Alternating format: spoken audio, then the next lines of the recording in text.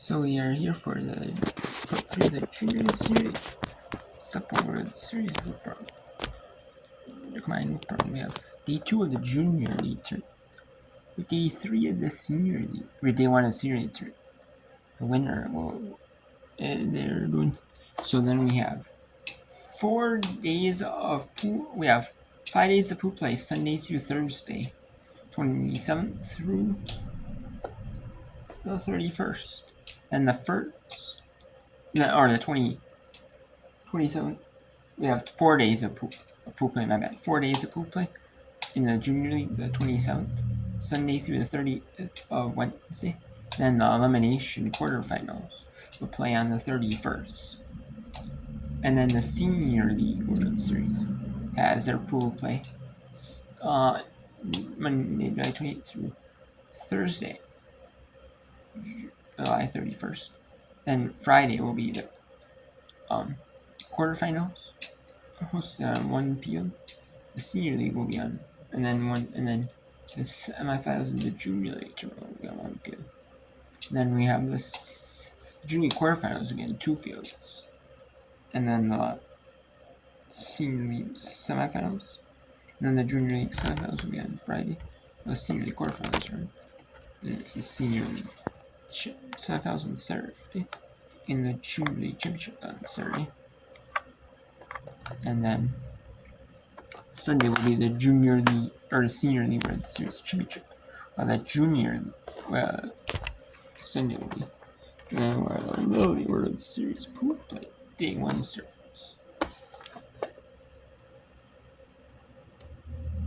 So we'll be doing. So I'll be doing some whip around of the pool play action of the Junior and Senior League. Like you've been seeing today, as well as tomorrow. And then you'll be seeing whip around action on Thursday, the last day of the Senior League World Series pool play, and in the Junior League World Series, the quarterfinal round. We see whip around from both that day, which will be Thursday.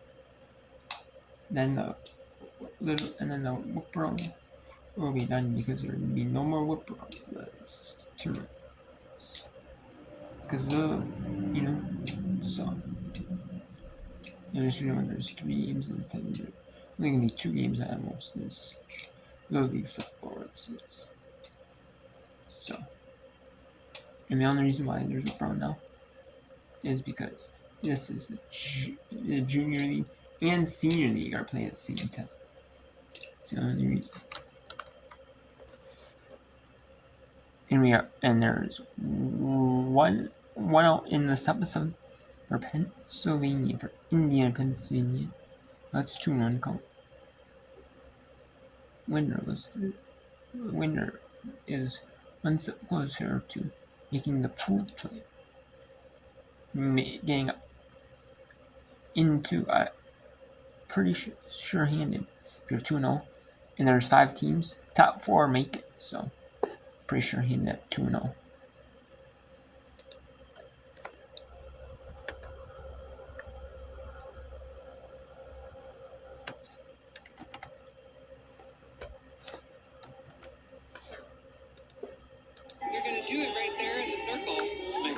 And we'll also have the Junior League. We'll also do a little more of the Senior League.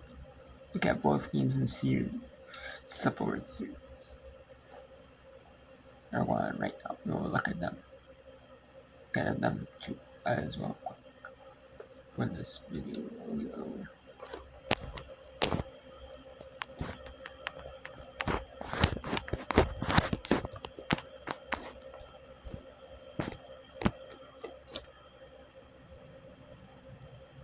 And that'll be it. There's the final out, and India, Pennsylvania meets Palo Alto, California, 11-4. So let's go talk about. So let's go to the next game. We have 2 games here in the Senior Support Series. They're slated to start 8:30 Eastern, half hour after the ending of these games. Slated to play and slated for 2 hours, so they're going to be half hour breaks. The league in the junior league is an hour.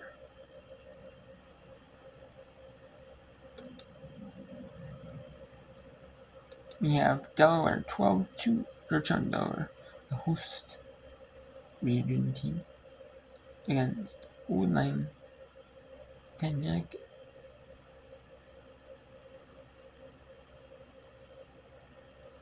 In the senior league.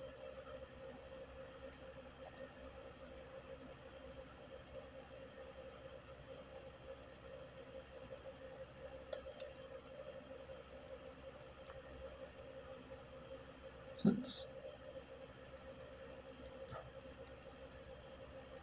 let's show some love to this ski. The Hartwell Georgia team take on Repington, Quebec.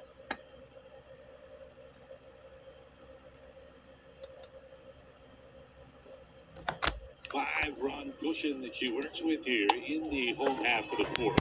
Behind the count, 1-0. Obey had hit the ball harder than anyone else. Only two players had made contact. First trip through the order, but Obey was the only one to get it out of the infield as she flying out to right.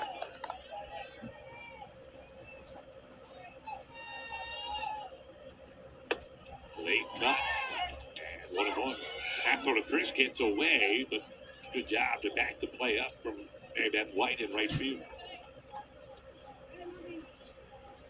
So you love that as a coach. Always something to do, right? Yes. Yes. There should be no one standing there killing the grass. Everybody's got something to do on every play. Now back, and Strickland not wasting much time to bounce back ahead of another hitter, 1-2. Really good cut from Obey, and I tell you, the coach mentioned that she's got the most power on the team. You can see that from her swing. Now has to shorten it up though a little bit, especially with Strickland's velocity. Behind the count, 1-2.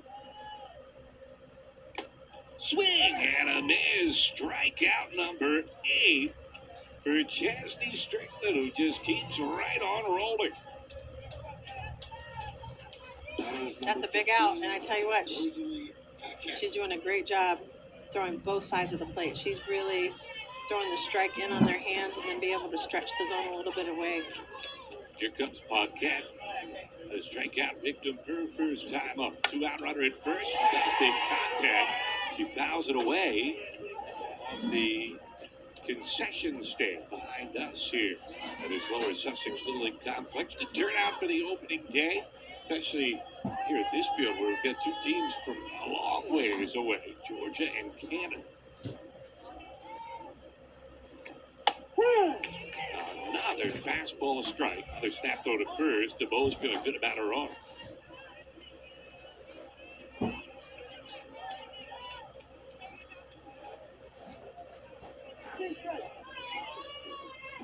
I tell you what, that's DuBose again behind the plate. She's just doing a great job. Everything's so fluid. Back to the corner and miss. She's doing a great job framing the pitches for Strickland. And also a nice job keeping that runner with great speed close to the bag at first base. Such a good point. I love it. She tries to frame everything, too. Even if it's a Buick outside, she's going to still bring it back to the plate for her pitcher. And I tell you, she's gotten some strikes like that for Strickland. That's what you want. You want to catch her to get those marginal pitches for strikes for you. Get battling. Canada trying to get something going. Down by 5 here in the fourth inning.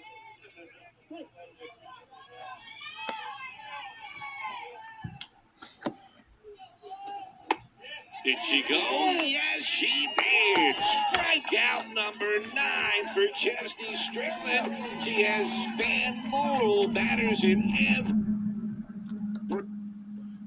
What a game for Hartwell, Georgia.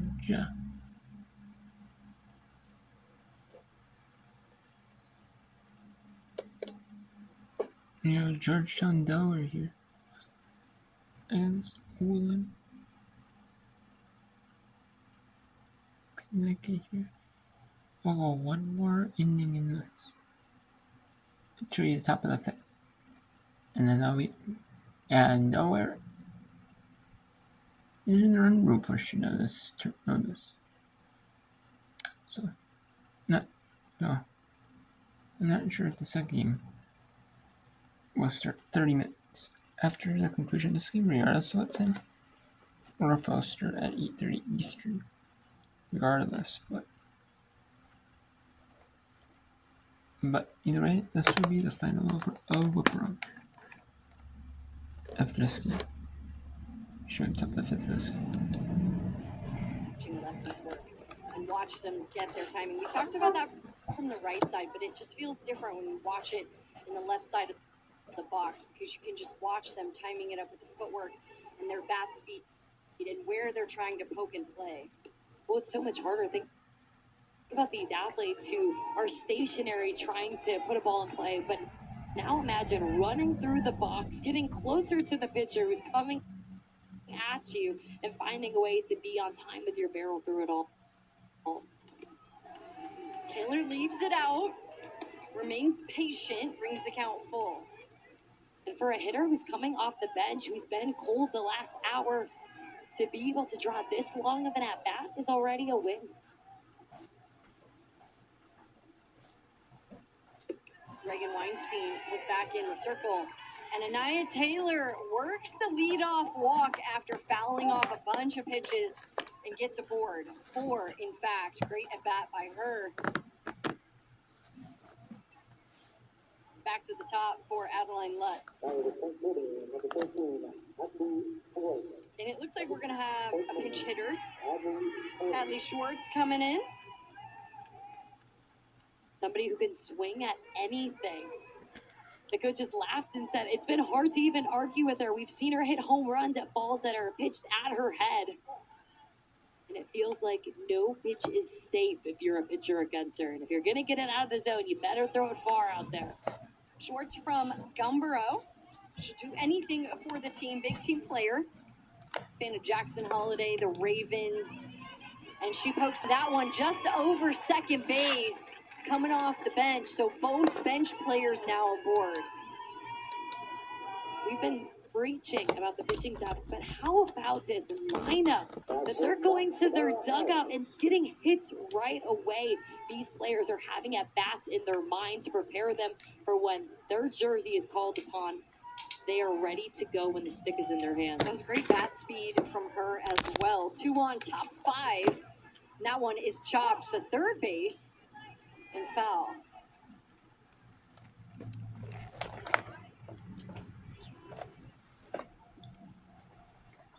For Weinstein right now, even a pitch like that, she has to understand that's a quality pitch that she's just got to hit against. How can you keep pounding the zone? Those balls eventually are going to be plays that are made by your defense. Kamara Harris gets it in her hands and pops it up to second. Mia Stokes battles the sun for the out. I like the confidence going inside, especially against very aggressive Delaware teams who knows going to step in the box, want to swing right away. Okay, if they're going to swing, how can we find a way to jam them?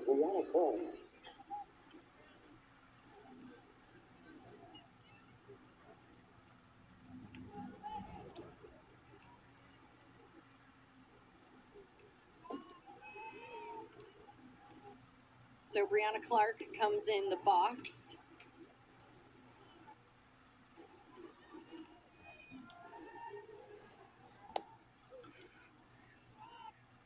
She goes to Indian River High School. Aaron Judge, Rachel Garcia in English class are some of her favorites, along with Boneless Wings. She wants to be a lawyer when she grows up, loves to draw. And her sister won the 2017 Senior League Softball World Series. Kara Powell. You mentioned all the sibling connections that we have here. The best part for these younger siblings is they've seen their older sisters paint a path on how you get there. How did they train for these moments? How did they mentally prepare and then seek advice from their older sisters? Taylor on third, Schwartz on second. 2 off the bench in scoring position now. 1 away in the top of the 5th. Clark walked and scored in the 4th. She came in for Sierra Lewis. And she swings through that pitch. Nice job by Weinstein for the 2nd strike. With all of these sister connections, one of the people on staff, actually the players advocate, is Kylie Kruger, who's one of those older sisters who played in 2017. And her message was simple to the team today. One hopper over to short, and it's a hot shot that's going to bring in 2 runs. Trickles out of the infield. That's how strong Brianna Clark is to make it 14-2. When this team hits the ball on the ground, they hit it with such a high exit velocity that it takes 1-2 hops and it's already in the grass. Their ability to just hit the pitches that are up in the zone, put pressure on this defense, it's hard to handle. Jordan Bowe bunts a foul ball. She'll come back. And that's a tough play if you're Connecticut, because you could see they were in tight so much on their infield, just trying to prevent any runs, trying to keep this run rule within distance rather than come back in the bottom of the 5th. 15 after 4, 10 after 5 is the run rule at the Senior League Softball World Series. Here's the 0-1. It's fouled away. It's 0-2. Jordan Bowe is intimidating in the box, right? She's got that elbow guard. It's like she's got the bold gloves. Standing tight to the plate. Yeah. That type of hitter is that just how they step in with confidence. Focus, right? She looks focused and hits it on the ground to short. So that'll be up here for the, it's from the Senior League Softball World Series. So we'll cut short here as Delaware leads 14-2 in the top of the 5th. 2 outs. A runner on second.